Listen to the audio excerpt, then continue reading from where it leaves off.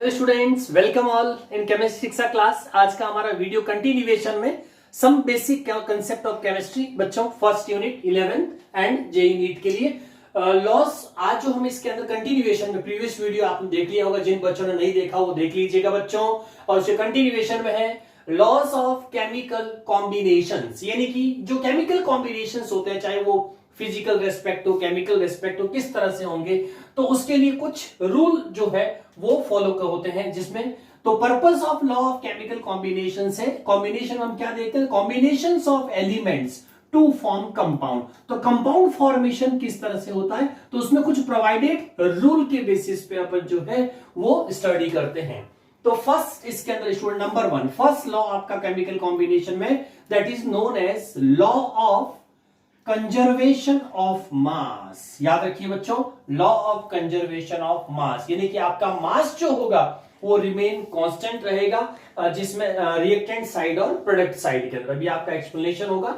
ये लॉ 1789 में लेवॉइजर नाम के साइंटिस्ट ने इसको दिया था। तो लेवॉइजर इज गिवन दिस, जिसको फादर ऑफ केमिस्ट्री, ठीक है। तो ये आपका लेवॉइजर। नाउ क्या स्टेटमेंट था, स्टेटमेंट आपको याद, statement means it's state that matter can neither be created nor be destroyed, यानी कि मैटर को जो आपके पास में है, मैटर मींस मास कंटेंट हो गया, उसको नीदर आप ना तो इसको डिस्ट्रॉय कर सकते हैं ना क्रिएट कर सकते, वन फॉर्म से अनदर फॉर्म में कन्वर्ट होगी। इसीलिए इसको बोलते हैं कि आपका मास जो होता है वो कंजर्व रहता है, चाहे हम कितने भी कंपाउंड्स एलिमेंट्स को आपस में फिजिकल चेंजेस के रेस्पेक्ट में, चाहे केमिकल रेंजेस के रेस्पेक्ट में रिएक्शंस कितनी भी करा दें, उस पर्टिकुलर रिएक्शंस के रिएक्टेंट और प्रोडक्ट का मास जो होगा वो हमेशा इक्वल आएगा, यानी कि मास कंजर्व रहेगा। इसीलिए नोट में इस बात का ध्यान रखना है बच्चों, नोट में in all physical and chemical changes the total mass of reactant and product, reactant और प्रोडक्ट का टोटल मास हमेशा इक्वल आएगा। यानी कि कोई भी केमिकल रिएक्शंस के अंदर स्टूडेंट्स, जो हमारी लेफ्ट साइड होती है वो रिएक्टेंट्स के लिए होगी और जो हमारी राइट साइड होती है वो आपकी प्रोडक्ट की, यानी कि इधर का जो मास है, मोलर मास जो है वो इस मोलर मास के इक्विवेलेंट ही आएगा। इसीलिए इसको law of conservation of mass कहेंगे। नाउ एग्जांपल देखिए बच्चों, जैसे आपको कोई फिजिकल चेंजेस करना हो, तो फिजिकल में सपोज आपके पास आइस जो था सॉलिड फॉर्म में, तो आइस का फॉर्मूला H2 रहेगा। मास निकालोगे तो ऑक्सीजन का 16, हाइड्रोजन का 2, तो टोटल मास 1 मोल का आ जाएगा, 18 ग्राम्स ले सकते हैं। और उस साइड में हीट देकर के जब मेल्ट करेंगे तो वाटर लिक्विड स्टेट में आ जाएगा। तो फिजिकली सॉलिड से लिक्विड हुआ, लेकिन अभी भी उसका जो फॉर्मूला है वो H2O वही रहेगा, यानी कि मास दोनों साइड में 18 ही है, इसीलिए आपका मास कंजर्व है। ठीक है। अब इसी तरह से कोई केमिकल चेंजेस भी आप देख सकते हैं, जैसे suppose NaCl react with AgNO3, तो Ag और Cl का व्हाइट पीपीटी बन जाएगा और NaNO3 आपका बाई प्रोडक्ट में आ जाएगा। अब स्टूडेंट जब इसका मास देखें, NaCl have 58.5 mass, AgNO3 have 170 mass of compound, AgCl having 143.5 mass, NaNO3 have 85 आपका टोटल कंपाउंड मास। अब आप देखो जो रिएक्टेंट साइड इसकी टोटल कितनी आ रही है, 228.5, तो आपकी प्रोडक्ट साइड में भी टोटल कितनी आ रही है, 228.5, यानी कि केमिकल चेंजेस हो गया, NaCl AgO3 आगे डिसअपीयर होकर दूसरे फॉर्म में कन्वर्ट हो गए रिएक्टेंट टू प्रोडक्ट, बट जो मास था वो आपका कंजर्व रहा, यानी कि लेफ्ट साइड और राइट साइड के मास की जो वैल्यू आ रही है वो आपकी कैसी आ रही है, इक्वल आ रही है स्टूडेंट। इसीलिए इसको बोलते हैं law of conservation of mass, यानी कि मास को क्रिएट नहीं कर सकते, नहीं वो डिस्ट्रॉय होता है, मास अपना वैसा ही एग्जिस्ट करता है। So that law is known as law of conservation of mass. Yes students, अब अपन इसमें सेकंड लॉ की स्टडी करते हैं, लॉ ऑफ केमिकल कॉम्बिनेशन में, that is known as law of definite proportions. ठीक है, लॉ ऑफ डेफिनेट प्रोपोर्शंस, यानी कि जो फिक्स्ड रेशियो रहेगा डेफिनेट प्रोपोर्शंस में, इस लॉ को लॉ ऑफ कांस्टेंट कॉम्बिनेशंस भी बोलते हैं। तो दोनों ही इसी के सिनोनिम्स है, कांस्टेंट कॉम्बिनेशन या इसको कहेंगे definite proportions. Given bye Joseph proud नाम के साइंटिस्ट ने इस लॉ को दिया था।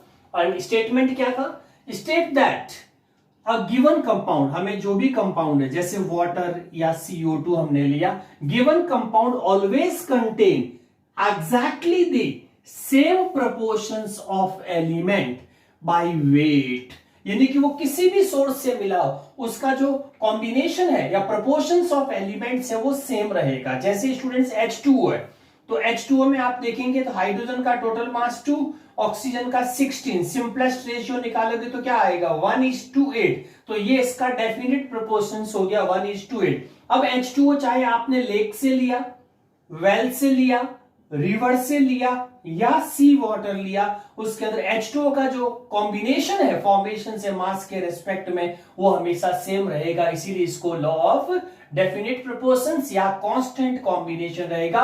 यानी कि वाटर फॉर्मेशन के लिए हाइड्रोजन हमेशा 1:2, हाइड्रोजन ऑक्सीजन 1:8 के रेशियो में होती है। अनदर एग्जांपल्स में जैसे CO2, आप CO2 फॉर्मेशन आप कैल्शियम कार्बोनेट को हीट करके CO2 बना सकते हैं, C+O2 के कॉम्बिनेशन से CO2 बन जाएगी। Calcium carbonate react with hydrochloric acid can give CO2। Sodium bicarbonate या sodium hydrogen carbonate, baking soda को अगर आप तो इसमें से भी आप डिसॉल्व करेंगे वाटर में तो इवॉल्व हो जाएगी CO2। यहाँ पे CO2 का मास तो कार्बन कितना होता है 12 और ऑक्सीजन आपका डबल है तो 32 हो जाएगा। अब इसका आप सिंपलेस्ट रेशियो कर दीजिए, ठीक है। तो सिंपलेस्ट रेशियो के अंदर आप स्टूडेंट्स इसका लेंगे तो क्या आ जाएगा आपका 6 और 16, तो 3:8 हो जाएगा, ठीक है। तो 3:8 जो होगा वो डेफिनेट प्रोपोर्शंस हो गया। अब आप इसको चाहे सोडियम हाइड्रोजन कार्बोनेट से बनाए, चाहे CO3 से ले, चाहे C+O2 से ले, चाहे CO3+HCl से ले, जो CO2 का जो फॉर्मेशन है उसमें मास का जो रेशियो है कार्बन ऑक्सीजन का वो हमेशा 3:8 रहेगा, and that 3:8 is known as definite proportions, यानी कि एलिमेंट वाइज आपका मास जो होता है वो फिक्स्ड प्रोपोर्शंस में रहता है उस कंपाउंड के अंदर, चाहे उसका कोई भी सोर्स यूज हुआ हो। यस स्टूडेंट्स, नेक्स्ट लॉ हमारा है third in law of chemical combination, that is known as law of multiple proportions. Law of multiple proportions given by Dalton 1803।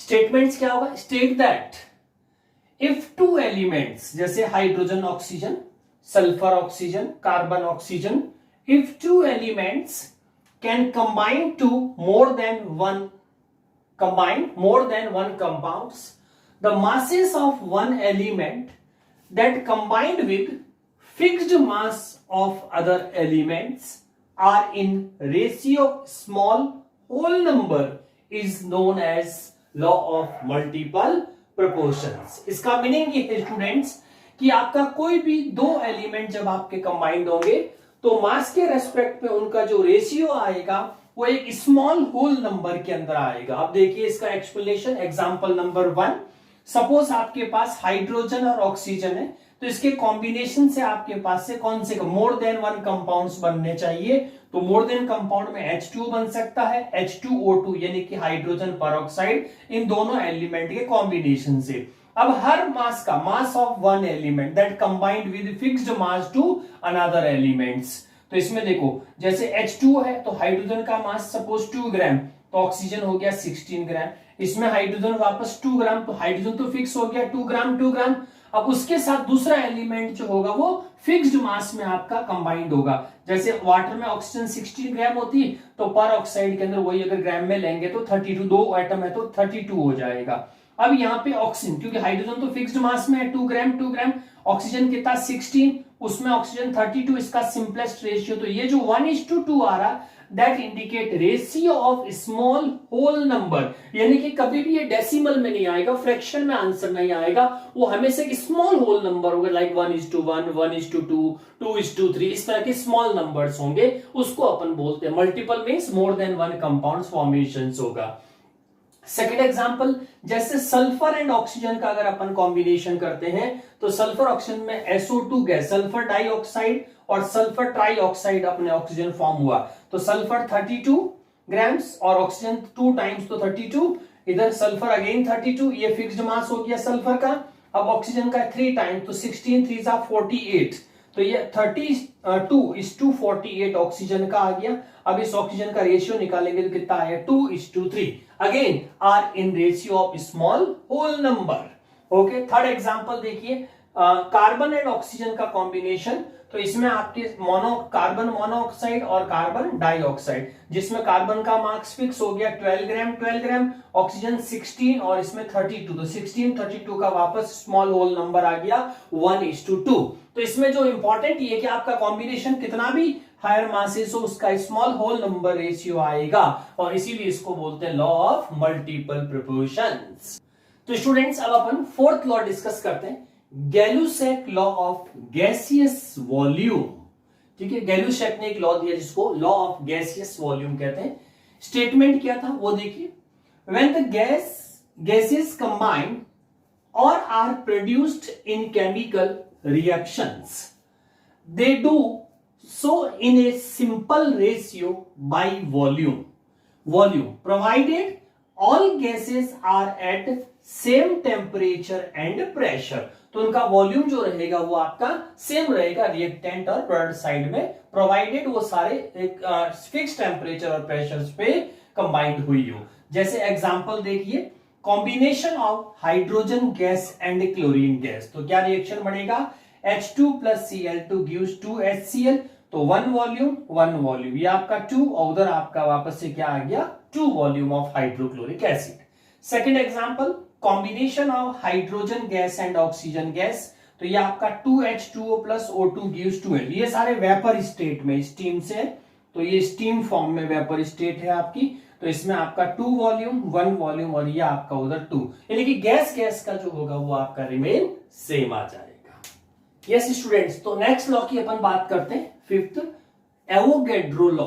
Avogadro के मोल वगैरह कंसेप्ट फेमस है, वैसे एवोगैड्रो लॉ स्टेटमेंट क्या था Avogadro के अंदर, equal volume of gases at same temperature and pressure should be contain equal number of molecules. जैसे बच्चों एग्जांपल के तौर पे अपन देखें, अगर वन बॉक्स में सपोज आपने 1 मोल हाइड्रोजन ले लिया, सेकंड बॉक्स में फिर से 1 मोल हाइड्रोजन ले लिया, थर्ड बॉक्स में आपने 1 मोल ऑक्सीजन, इनको कंबाइंड किया, कंबाइंड करते ही आपकी जो वेपर स्टेट के अंदर हमारे पास में जो H2 एक बॉक्स के अंदर मिला, that is 2H2O vapour state. इसका क्या मतलब हुआ कि इसमें जितने आपके नंबर ऑफ मॉलिक्यूल्स हैं वो कंप्लीटली आपस में कंबाइंड होकर के 2 मोल ऑफ वेपर आपके वाटर वेपर दे रहे हैं। इसमें ऐसा कहीं नहीं है अनयूज्ड ऑक्सीजन या एक्सेस ऑक्सीजन रिमेन्स नहीं रहा, कंप्लीटली 2 वॉल्यूम हाइड्रोजन 1 मोल वॉल्यूम ऑक्सीजन रिएक्ट करके 2 मोल वेपर स्टेट बना रहे हैं, तो ये आपका इक्वल नंबर ऑफ मॉलिक्यूल के रिस्पेक्ट में हो जाएगा।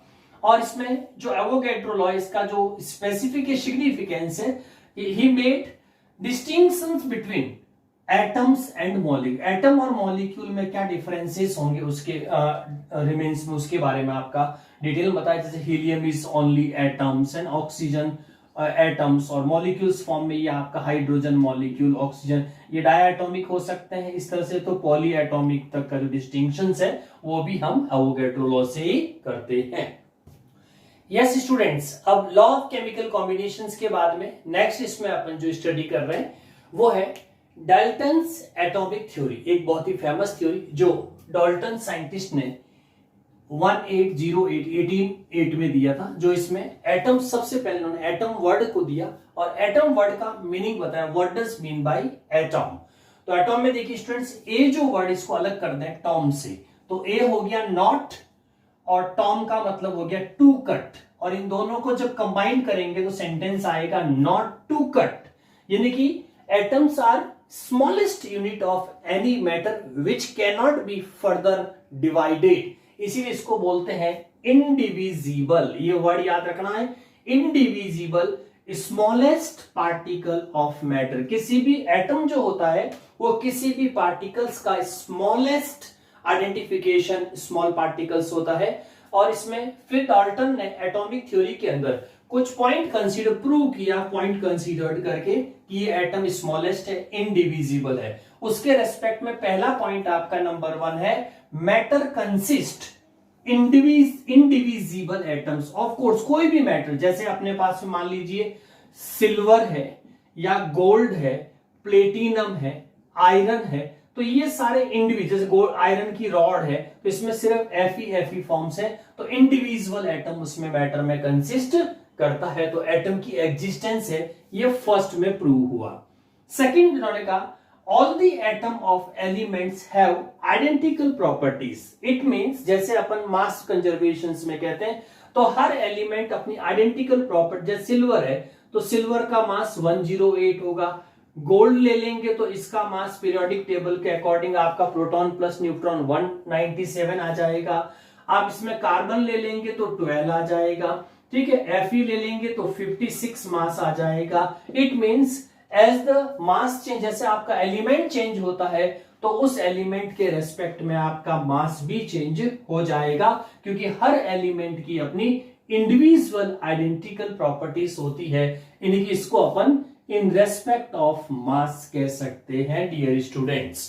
थर्ड पॉइंट में एक्सप्लेनेशन में था कंपाउंड। कंपाउंड कम बनेंगे तो compounds are formed when atom of different elements combined, ठीक है, कंबाइंड इन फिक्स्ड रेशियो। जैसे आपके पास में मान लीजिए वाटर बनना तो H2O प्लस हाफ O2 से कंबाइंड हो गए H2O बनेगा।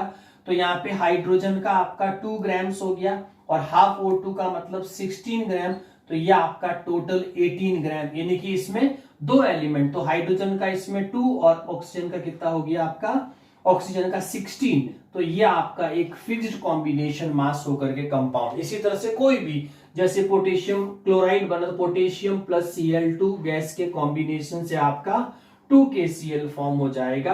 तो इस तरह से जो कंपाउंड फॉर्मेशंस होंगे वो आपके तभी होंगे जब उसमें किसी भी एलिमेंट या एटम्स के रिस्पेक्ट में एक फिक्स्ड अमाउंट में मास जो है वो आपस में कंबाइंड हो। तो ये इससे प्रूव होता है फॉर्मेशन ऑफ कंपाउंड जो होगा वो एटम पे बेस्ड होता है, जिसमें डिफरेंट एलिमेंट्स पार्टिसिपेट करते हैं। उसके बाद में जो फोर्थ स्टूडेंट्स वो है केमिकल रिएक्शन। केमिकल रिएक्शंस में भी ये प्रूव होता है कि every atom have the recognition रखता है, यानी कि वो अपनी आइडेंटिटी रखता है। सपोज जैसे अपन कोई भी रिएक्शंस लेते हैं तो उस रिएक्शन में आपने सपोज H2 प्लस I2 लिया और इससे आपने 2HI बना दिया, ओके, ये कंपाउंड बन गया। लेकिन इस जैसे पहले हाइड्रोजन एटम था, ऑक्सीजन आयोडीन एटम था, अभी भी हाइड्रोजन आयोडाइड बन गया, फिर भी उसमें H और I एटम है। यानी कि कोई भी एटम उसमें डिसअपियर नहीं हुआ, न ही कोई नया एटम आया, बस सिर्फ मॉलिक्यूलर चेंजेस आए हैं कंपाउंड केमिकल रिएक्शंस के अंदर। यानी कि जो एटम की रिकॉग्निशन है वो अभी भी उतनी ही है, यानी कि neither be created NOR destroyed. यानी कि इस पर्टिकुलर रिएक्शंस में अपन कहेंगे कि नंबर ऑफ एटम्स उतने ही रहेंगे जितने लेफ्ट साइड में है, उतने ही राइट साइड में ही आएंगे, ना ज्यादा होंगे ना कम होंगे, इसीलिए नीदर क्रिएटेड नोर डिस्ट्रॉय। तो every atoms have their individual recognition in any chemical reaction, जिसको अपन कंजर्वेशन ऑफ मास के रिस्पेक्ट में भी देखते हैं। तो ये थी बच्चों आपकी डाल्टन एटॉमिक थ्योरी, ओके। तो स्टूडेंट्स यहां तक इस वीडियो को पूरा देखिएगा और लाइक सब्सक्राइब शेयर जरूर करिएगा। Thank you for joining.